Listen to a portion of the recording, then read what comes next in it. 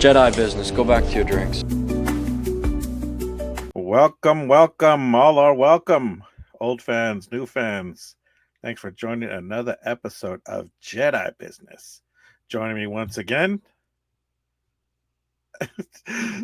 Darzartan. Hey, what's going on, man? Hey, how's it going?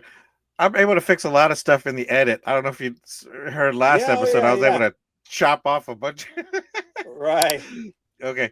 Anyways, let's get right into it because I just actually was able to rewatch the second three set of episodes again today. Even more than I thought last week. Is what a damn great show this is, man. It's just fantastic. I thought and it just upped the ante even more. It just got better and better. Anyways, I don't know. What do you think of this second set of three?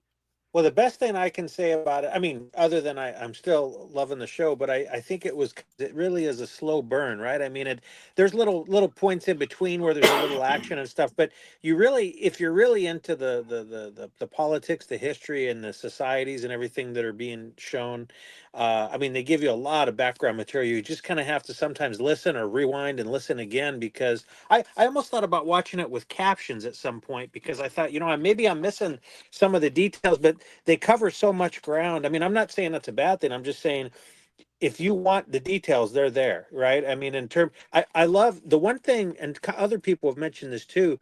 I've really been blown away. Both series, this or seasons, the season one and season two. They beyond just the visual effects, it's the scenes, the sets.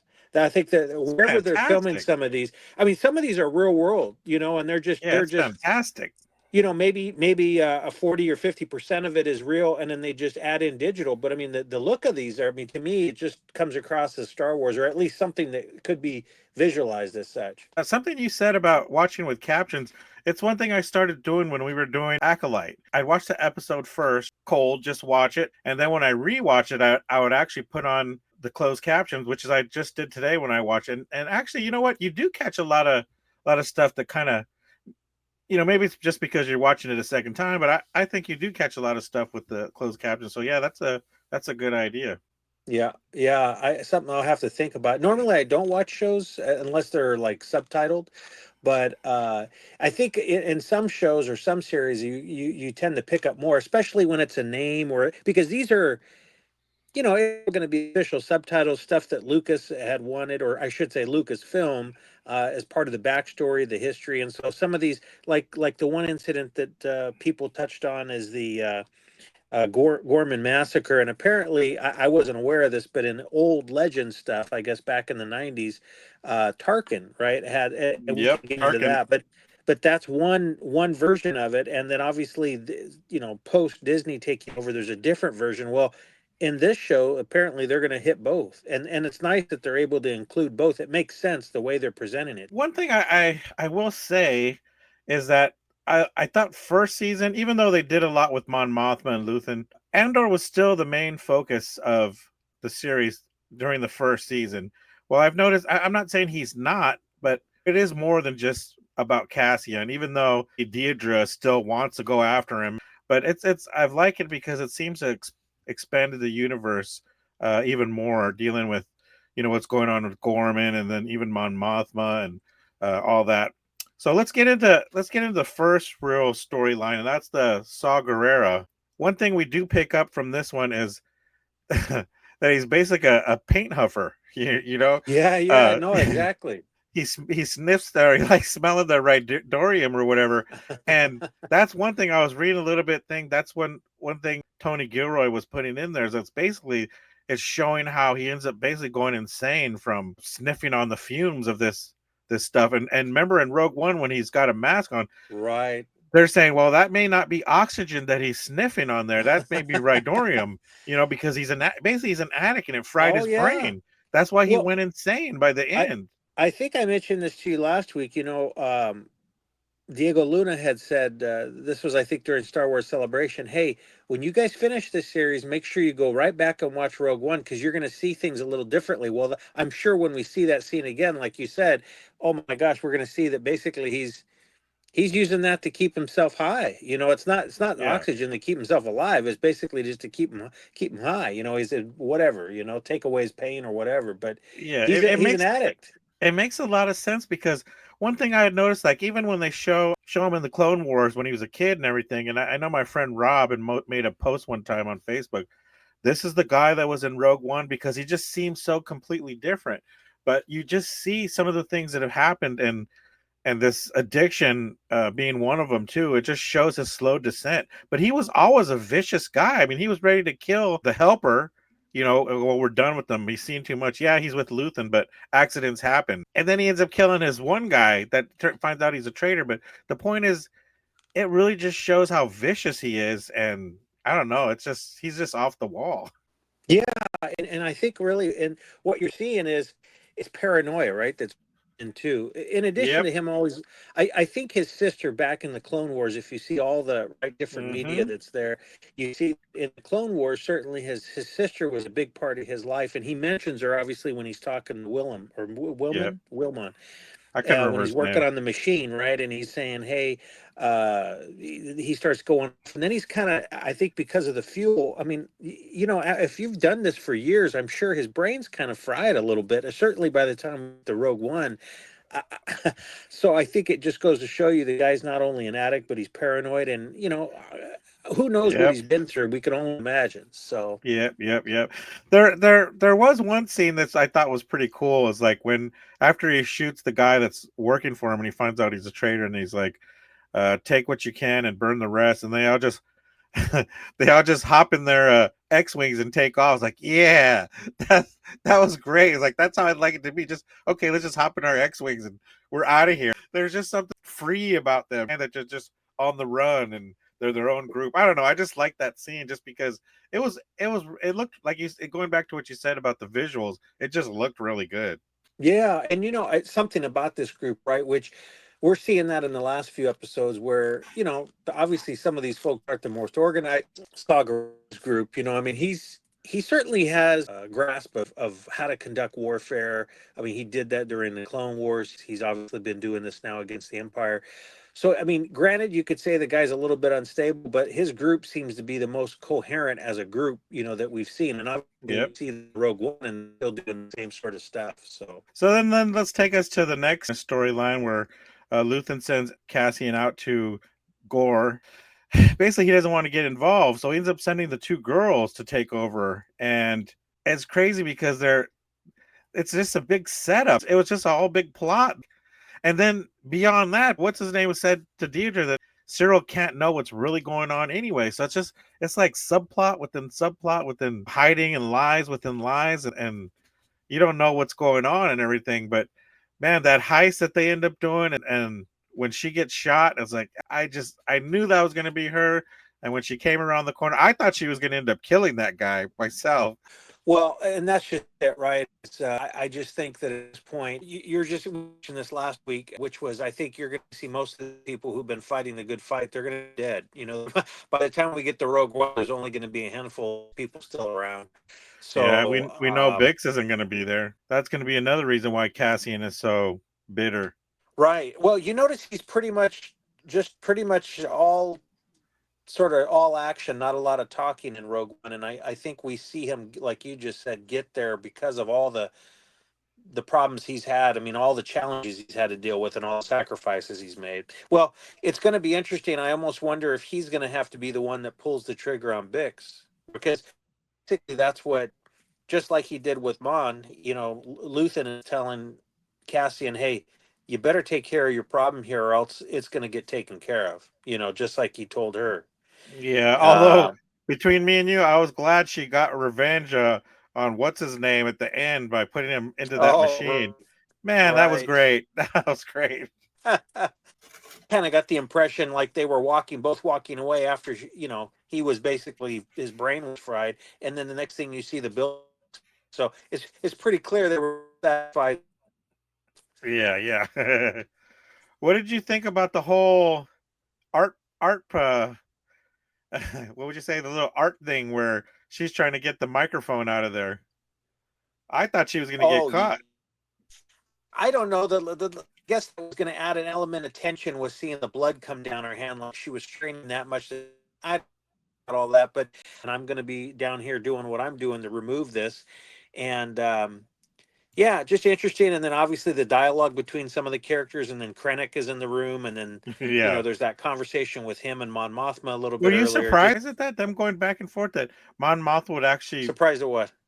well, that she would actually, because at this point in time, she's still trying to work within the Senate and, trying to get votes and everything, that she would actually go back and forth with Krennic so publicly and, so back and forth like that. So in the open, I mean.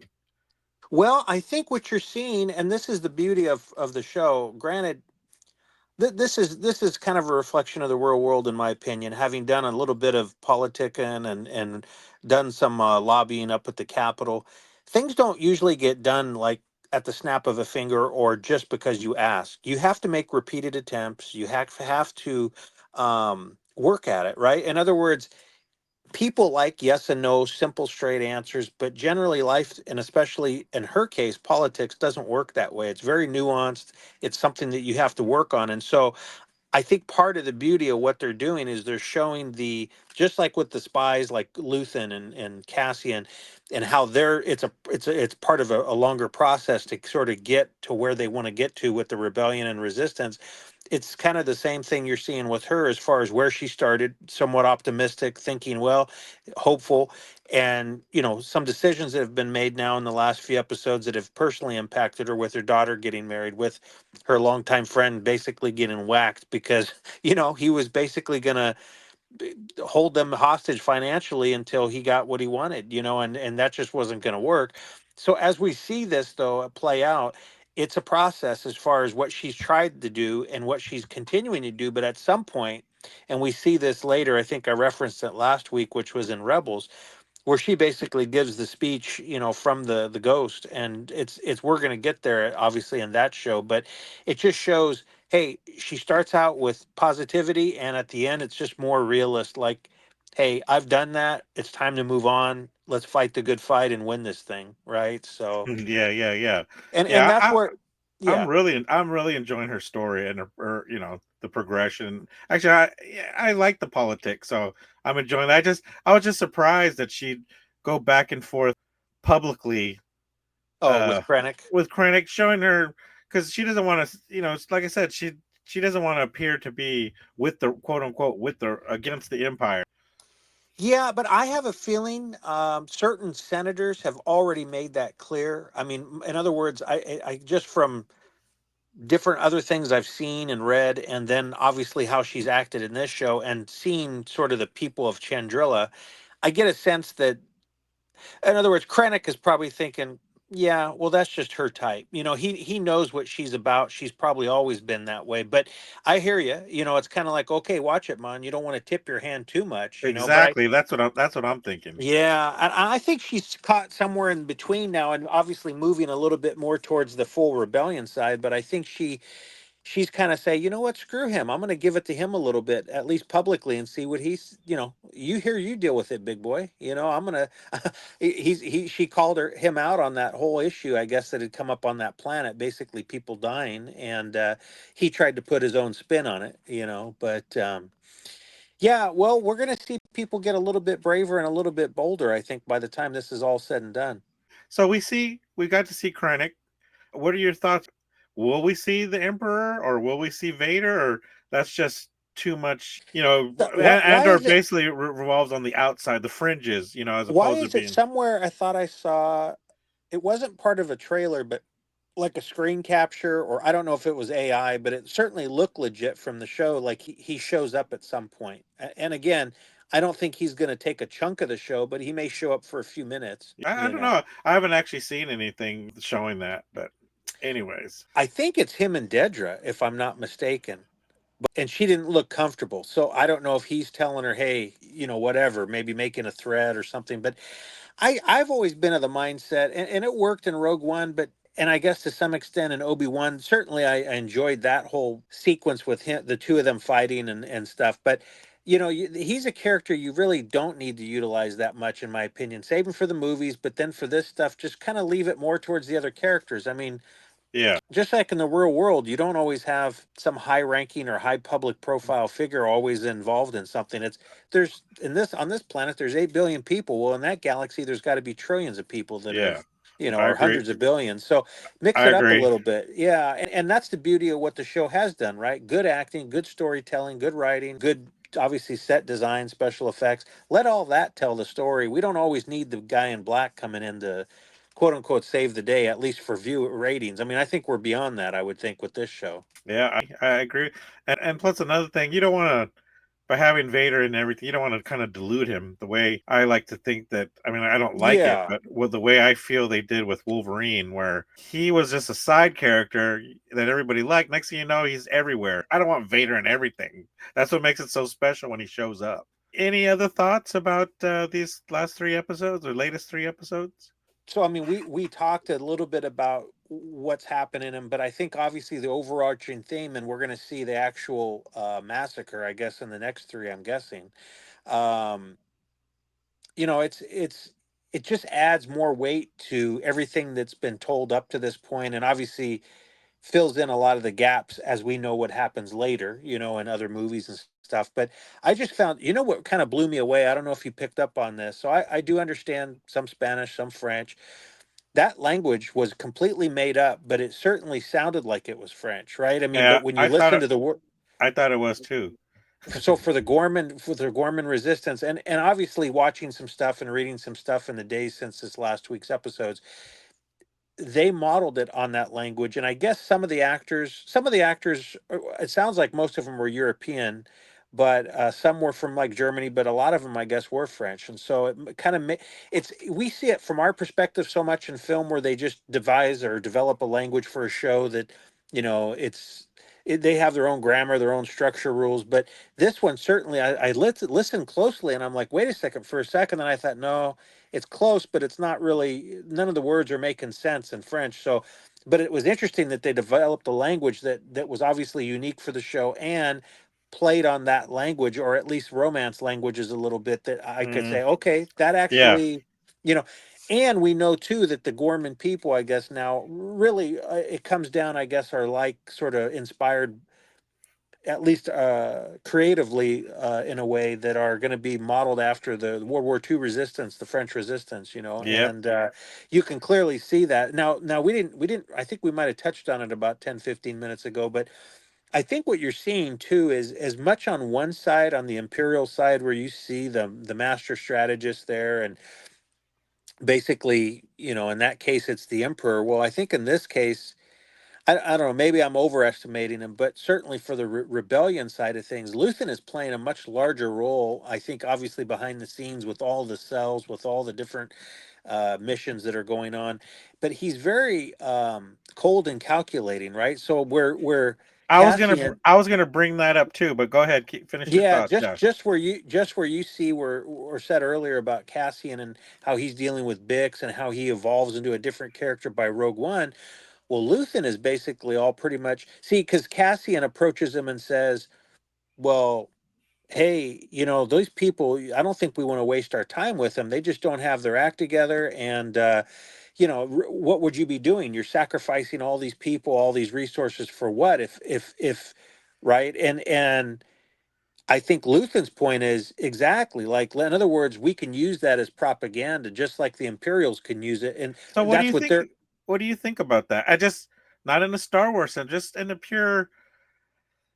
I mean, do you think he's right to think that way, or I mean, you're in a resistance. I mean, because I was thinking about it myself, like as I was watching that, I was like thinking, I couldn't do that. I couldn't because you're right. He's basically saying if they end up being successful, we got this whole new rich planet with us, and if they're not, it's like you said, it's a beacon. We're going to use that as if they go up in flames and sacrifice them. I don't think I could do that myself personally. Well, what's interesting, it's not new for the character, right? He already did that in season one, right? With remember when he went to go talk to Guerrera, and then he kind of jokingly, but he was trying to say because Saw Gerrera was like, "What do you mean? You were going to have me killed?" And then he's like, "Who's that spy?" And then he points over to Edra, the two tubes, you know, the guy that you can. He has a different language, you know, but and then that guy's kind of like, "What are you doing? You're why you pointing your finger at me? I didn't do anything, you know. But then it was kind of started off that conversation. But remember, as they gone on, then Saw was like, well, wait a second, because then the whole conversation took place around another cell, which was led by a guy named Krieger. Remember? And so Luthen's basically saying, hey, could have just as easily been you, but I decided to go with Krieger because that's who the Imperials are spotlighting right now, or that's who they're targeting.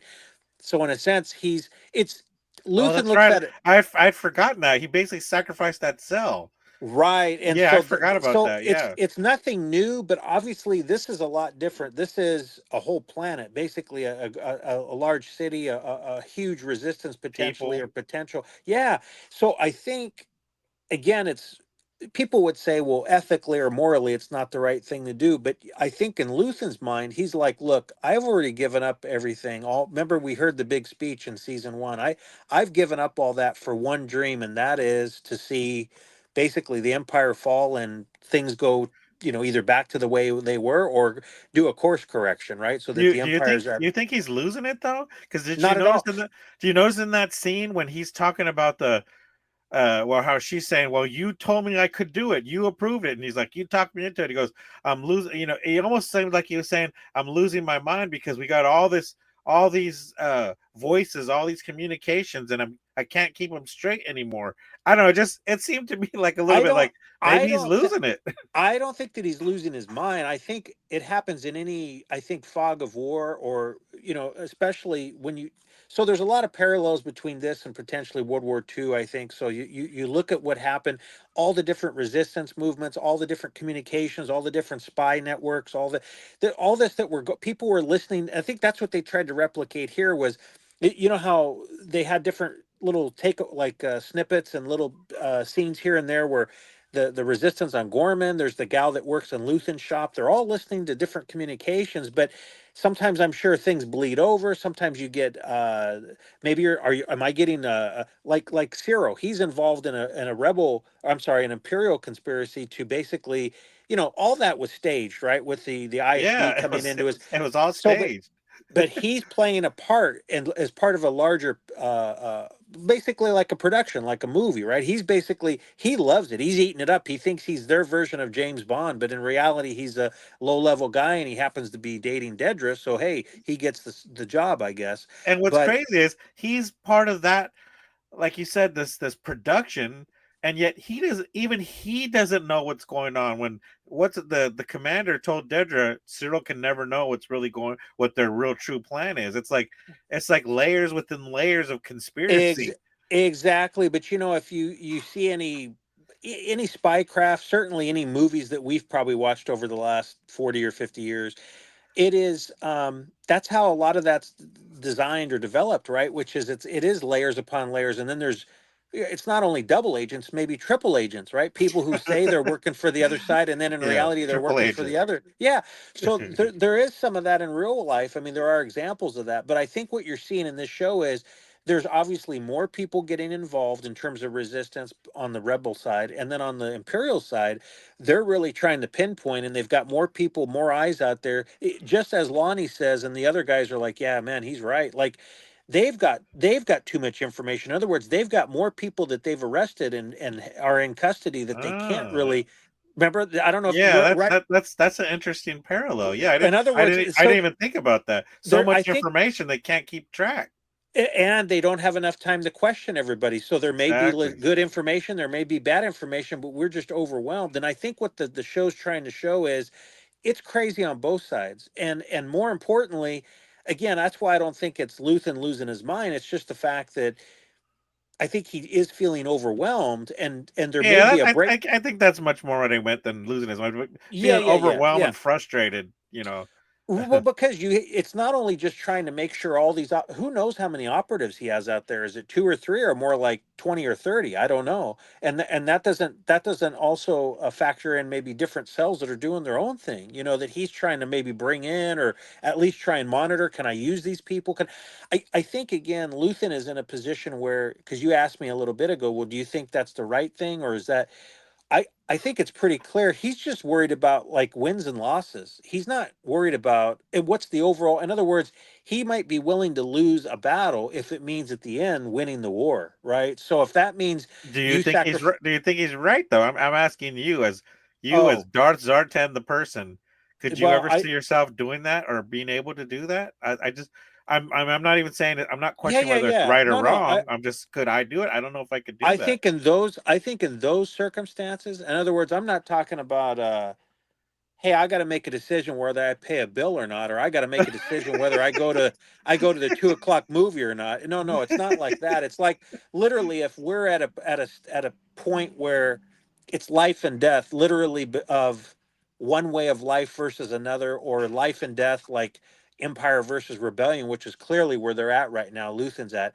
I think those are decisions you have to make to determine whether or not you're going to live or die as a person, as a culture. Like trust me, those sort of things have been covered in movies and books. Again, during previous wars and conflicts, not just in the 20th century, but if you go back to it goes back to the game of chess. When you have pawns, you have rooks, you have knights. In other words, some of these are set up as traps, and so in the real world, some of those going back to medieval times when they had battles, there would be sort of a feint, like a fake move to one side. In other words, hey, we're going to send in this group of warriors, and if they get slaughtered, great. That takes their eyes off what's going to happen over here. See, so I mean, that's just how wars and conflicts are fought, I think. And you granted, you don't want to think that you're losing men. Hey, if they happen to win, great. Or if they happen to, instead of it being a 1 day conflict, it turns into a week where they're bogging them down. Look what's going on in Ukraine. A lot of countries, even the US, thought, oh, those guys are going to be done in a matter of days. Well, here we are over 3 years later, and those guys are still fighting the good fight. So I guess what I'm saying is in the real world, battles are fought like that, and I think Luthen is fighting it like this, where he's not worried so much about a battle. He's looking at the war, and in terms of, hey, we want to win in the end. This is what it's going to take. Would I do that? Like I said, if it's a day-to-day thing, a small thing, I don't make those kind of decisions. But if I'm in one of those life or death, or I'm in a situation where it's a epic conflict, yeah, I think absolutely those are the tough decisions. of a That's like the leader of a yeah, leader, that and that's one and thing he was saying when Cassian says, "I'm thinking like a soldier," and he's like, "You need to think like a leader," because sometimes the lead, like just exactly what you just been saying, the leader has to make those decisions. Well, okay, well, I need to win this battle, so I'm going to sacrifice this group in this mission over here to draw them away or something, like that. well, and I've been part of groups, whether I'm on a board or whether I'm leading it as president or something, and it's pretty simple to me. You try and make accommodations for people. In other words, Luthen's probably dealing with all these. You got someone crying over here about not having enough ammunition or supplies. You got someone over here saying, gee, I wish they had a little bit of this. But in reality, you do the best you can. But ultimately, what you're going to do is try and satisfy a majority of people. So if that means, hey, I've addressed 80% of the concerns, or maybe, 75% of the people, and the other folks are just going to have to wait a little bit longer, or maybe they don't get what they want at this time. That's just the way it works. You can't make everybody happy, and you don't win every battle. That's just not the way it works. So that's why you get paid the big bucks as the top dog, right? Yep, And yep. that I think Luthen knows it, and like you said, that's what he passed along, or he's asking him directly. Hey, that's what you need to be or do to be a good, effective leader. Is you're going to have to make those tough decisions, which is also, we touched on this earlier, that brings it all the way back around to Bix. And that's why I'm thinking it may not be Luthen or someone else. It may be maybe Cassian makes the call and says, "Hey, I'm going to have to offer. She's just too much of a liability." Or I hate to think that, because obviously they're in love with each other, but um, this is a little different predicament, right? And if he feels like she's a liability, then maybe something like that happens. Maybe that's part of the reason why he is so glum by the time he gets to Rogue One. There is one other thing too that it really moved me is actually when Saw was as getting the helper guy to take his mask off or whatever, or right before that, we're here for the Republic, because he goes, I'm never gonna see it, I'm not gonna see it, but basically he knows he's not gonna see the end of the war, That's right. he's not gonna see the new quote unquote new Republic, but he's gonna do what he has to do. That's right. Well, because he knows, all right, right. I mean, very few people are willing to do what he's doing because other people have other commitments. Maybe they have a family, maybe they have too many things financially at risk. He's put it all out there and he's sacrificed everything, like he tells Lonnie in season 1. What have I done? What have I sacrificed? Let me tell you, right? He's basically put everything out there. And it kind of reminds me a little bit of what our MLK said back in the 60s, right before he got assassinated, which was he knew, I think at some part of him knew he wasn't going to make it to the end either. And I think people like that in those positions of leadership of a movement or what, they know they're a marked person. And I think, and especially when you have physical conflict, like in this case with the show, I think he's smart enough to realize, hey, I'm going to do what I can, but at the end of the day, I'm more than likely not going to be there at the end. He's not going to see the light at the end of the tunnel. So one other thing I wanted to just mention, I mean, is it all sort of the penultimate sort of climax here in episode, I guess it'd be 6, where basically those it's all staged. Basically, Empire knows they're going to be sending those transports down that road, and then there's the whole, and then people obviously show up like the old lady or the other guy, the sort of the agitator from the meeting, and he's like, well, what's going on, and then all of a sudden, next thing you know, things go sideways.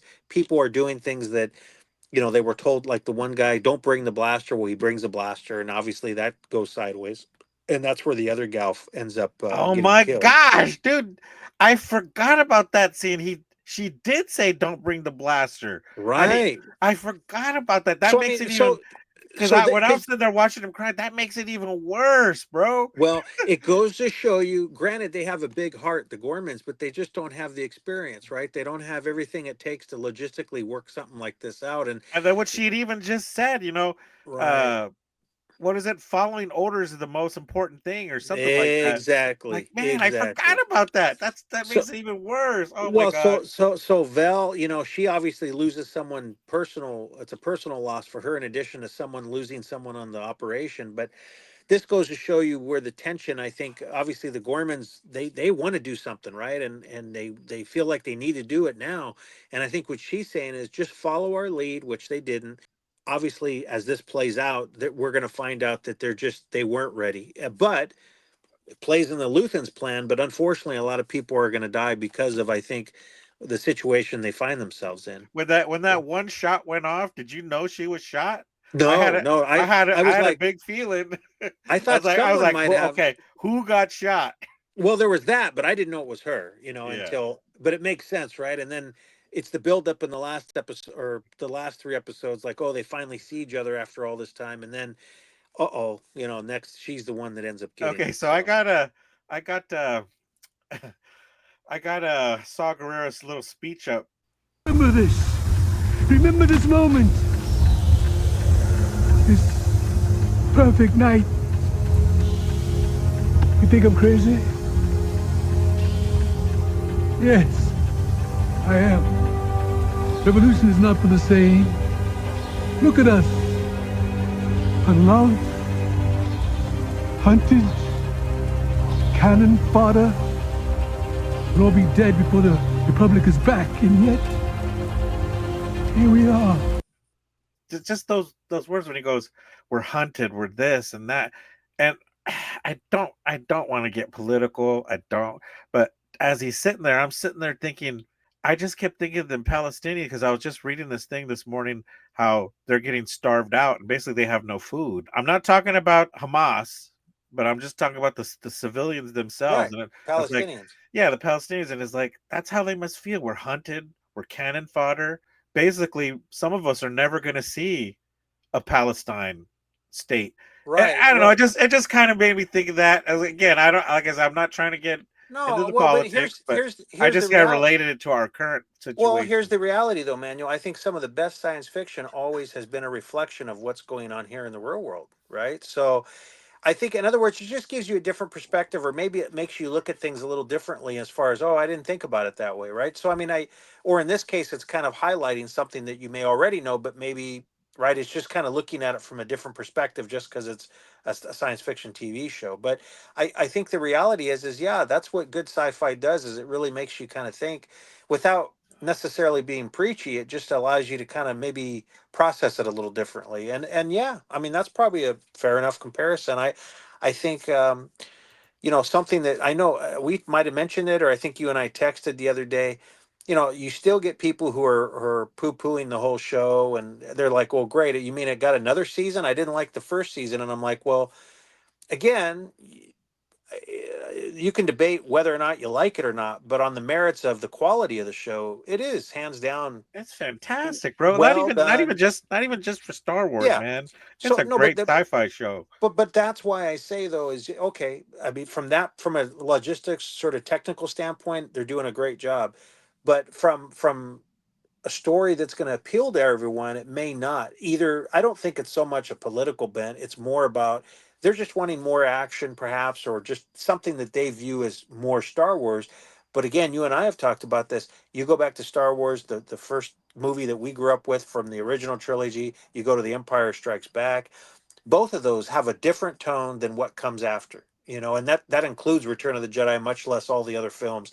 So some of the prequel, because Lucas had his hands right in there, that touches on it, but I this really kind of takes it to a different level. It's really like it's just well done to a point where I think certainly if you're looking at it sort of more seriously, you can appreciate it.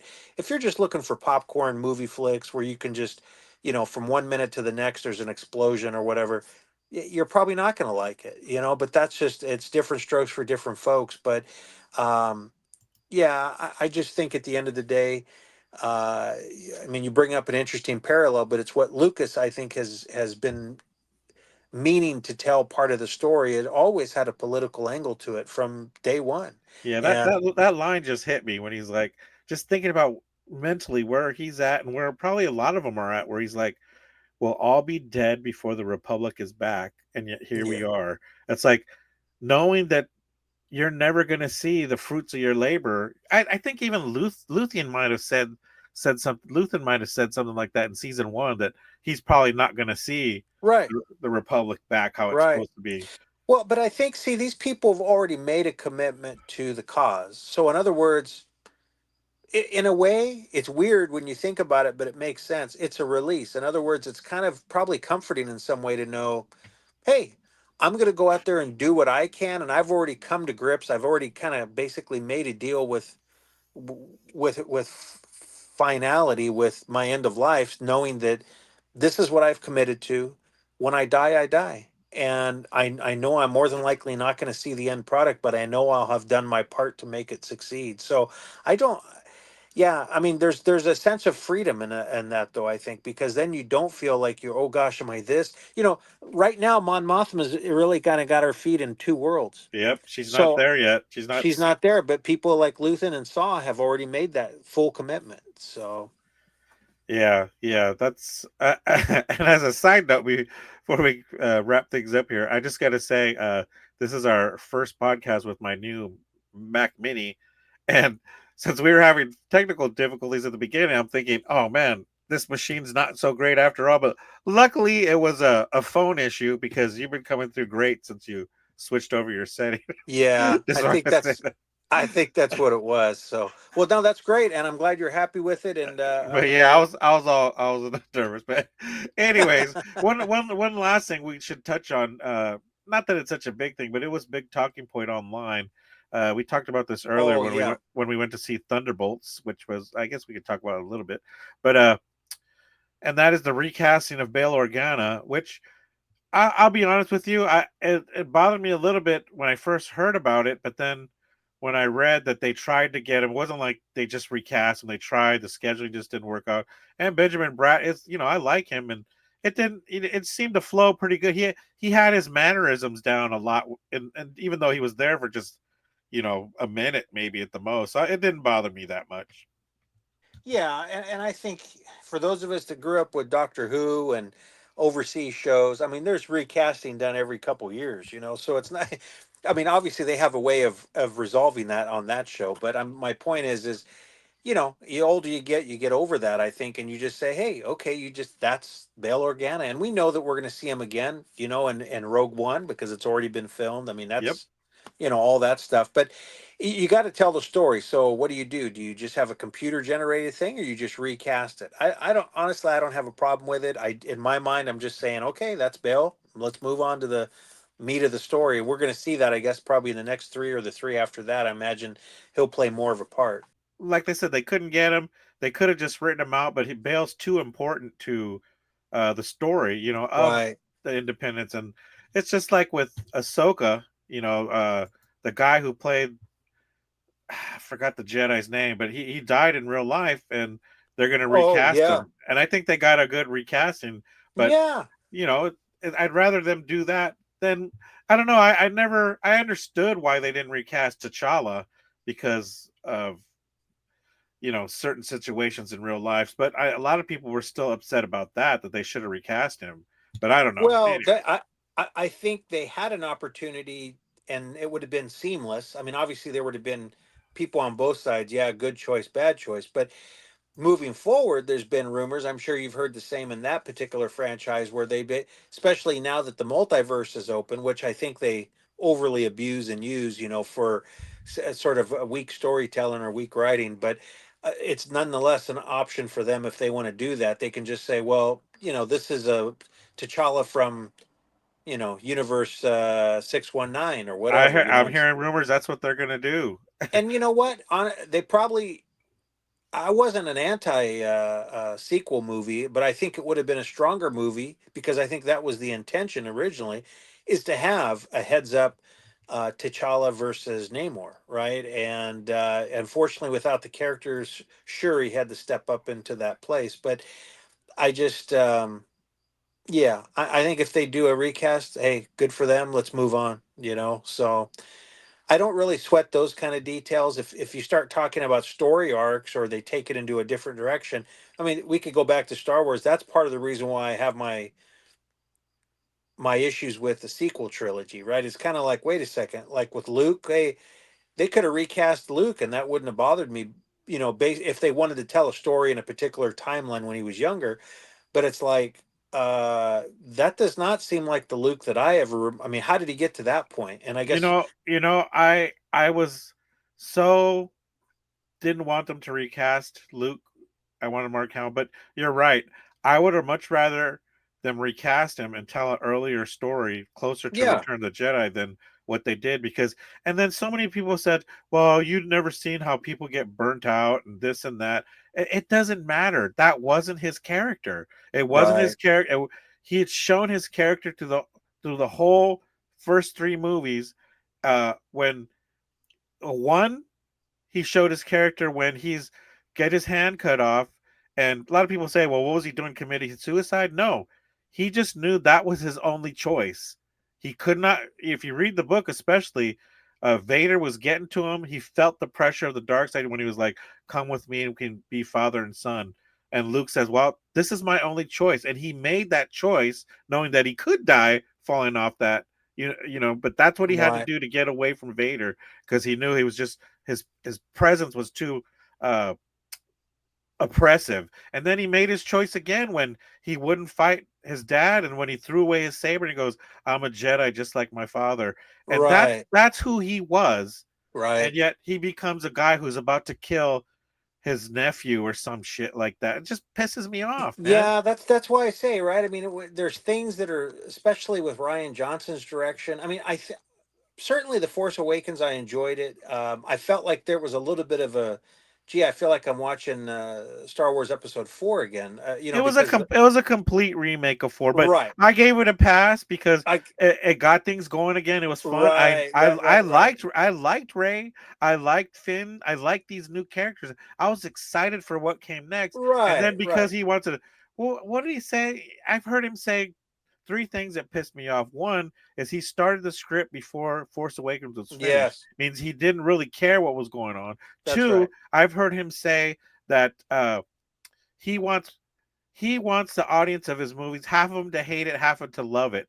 That's what he does. And then three, he just didn't seem to like know Star Wars. He just didn't seem to know the Yeah, characters. yeah. So Exactly, and I think that's part of the reason why.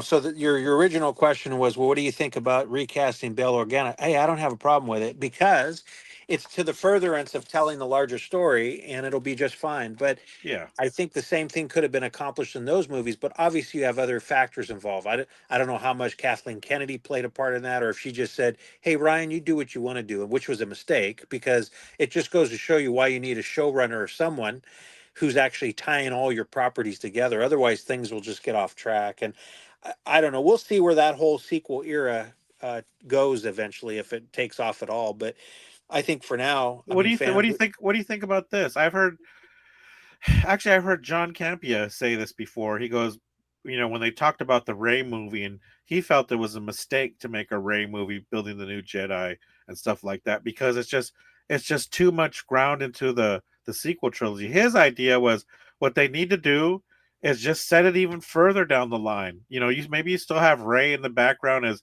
the she's restarted the Jedi Order, but started a whole new group further down the line. That way, you don't have to worry about the sequel characters. You're much past the original trilogy characters, and I always Yeah. thought that was a mistake. But the more I think about it, it's like, yeah, just start fresh down the line in the future with the new Jedi's and go from there. But anyways, it's Well, just a so thought. that's one option. Or I've heard this other idea brought up since Filoni became more of the guy kind of doing day to day operations now, is, and I think we're seeing, it's interesting how he and Favreau are pulling from some of the legends or legacy stuff, right? The Admiral Thrawn, and some of these other ideas. So it's going to be interesting to see how that unfolds. But one other thing that was, I wasn't necessarily a big fan of it, but I could see how they might use that as a kind of like what Marvel did with the multiverse, is somehow, what did they call that? It was in the Rebels show where Ezra shows up at the did you watch that whole series at all? Yeah, I saw the whole series. So, towards the end there, where they show up, and all of a sudden these people, he's able to kind of walk through, he hears all these voices, he sees people that basically are in different times, whether it's in the past and the future. It's, I forget what the world without worlds, I guess, or something like that. And so I think the concept there was, hey, we can go and change things if we want to, utilizing this idea. I didn't like that idea because I'm not used to seeing Star Wars with time travel, much less changing things retro. But considering how badly the sequel trilogy played out, I would be in favor of them saying, "Hey, we're going to kind of go in a different direction. We're going to basically say that the sequel trilogy was sort of a different timeline, if you want to, for lack of a better way of explaining it. And if they want to reboot that era after Jedi, which they've kind of already done on their shows, I'm good with that." I would hate a reimagining reboot like that, what you're talking about, but I would love it in this case. I would totally accept that, but again, The they would only have to do it right. Exactly, right. And I mean, at least the people that they have there now, I'm not going to say are going to get it right, but they should theoretically, based on their track record the last 5 years, they should do a better job than, the bunch of guys that were doing it, 10 years ago when they started that whole sequel trilogy, in my mind. But, we'll see. We'll see. The only problem is, as you and I both know, is we're not getting any younger. And I kind of want to see sort of some, which I've seen in the shows. There's some progress as far as what I like, and what I see, and I'm like, okay, I like this. I can see that as part of the universe. But if they go back to the sequel trilogy era, like you said, I think the next best scenario would be just go way beyond that somehow, and then maybe they touch on a time frame 20 years after Yeah, yeah, the. yeah. Like I said, I'm pretty sure it was John Campia who came with that. But Yeah, I didn't like that at first. The more I thought about it, it's like, he's right. They just need to wash away the sequel trilogy and just move on. I mean, it's yeah, like you said, it's the odds of them changing it's not likely. But yeah. Anyways, we've gone a little long, but we did have some technical difficulties earlier. So just to wrap up, not just your thoughts on this section of 3 episodes, but as we enter BBY, is it BBY 2? yeah. What do you think we're going to see? Are we Well, going to see the Gorman massacre coming up, or is that's that going to first save it for? first and foremost, we will be seeing that will play.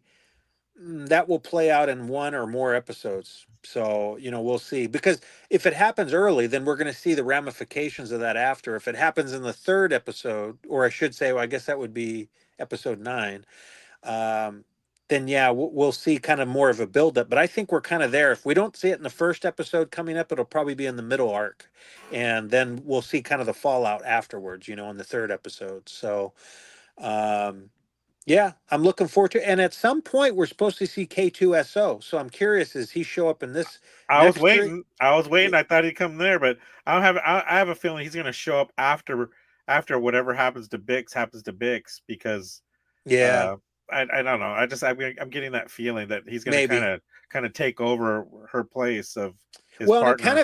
it kind of feels like they've got a lot of ground to cover between now and his introduction, and you can kind of leave that for the last three episodes, right? Whatever that story arc is, and then just kind of focus on what happens here in the next year with the Gorman Resistance and certain players. You know, see Mon Mothma's sort of continuing evolution, and the same thing with some of the other players on the show. So, Sounds good. Yep. all right. Okay. Well, I enjoyed it. I'm glad we saw it, and I'm hyped. I'm loving it. I'm excited, and I'm actually enjoying it more than I thought I was going to enjoy it personally.